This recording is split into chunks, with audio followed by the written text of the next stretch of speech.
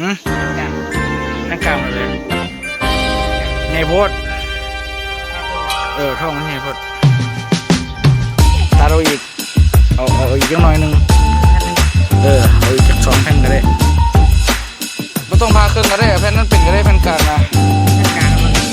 นี่ดีไม่แผ่นน้อยก็ได้แผ่นใหญ่ก็ได้แล้วจะว่าลง YouTube ไปเลย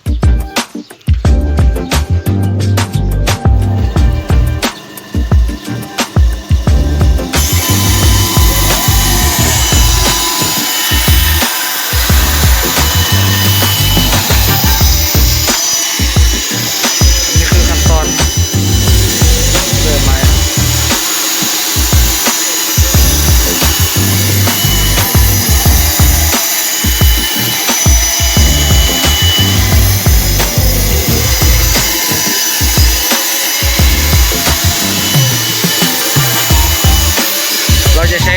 ตัวเลื่อยแท่นเลื่อยของเราอยู่ที่อู่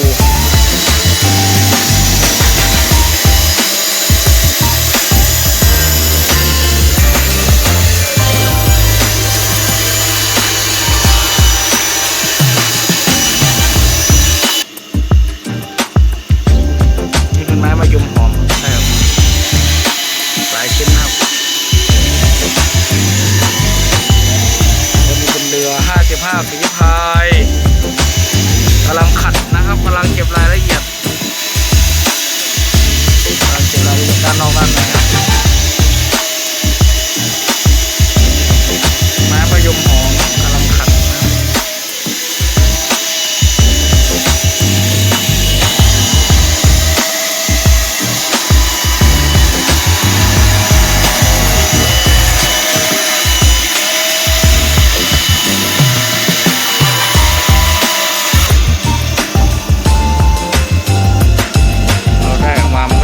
ประมาณนี้นะครับ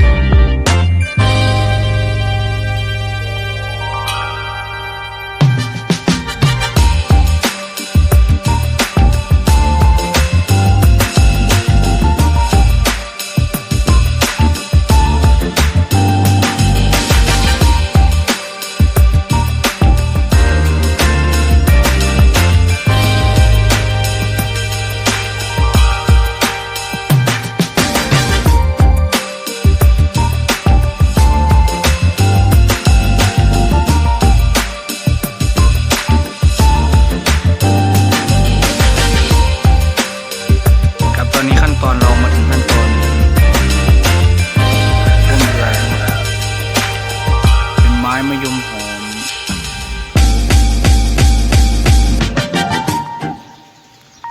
บริเวณภายในเรือจะประมาณนี้ครับ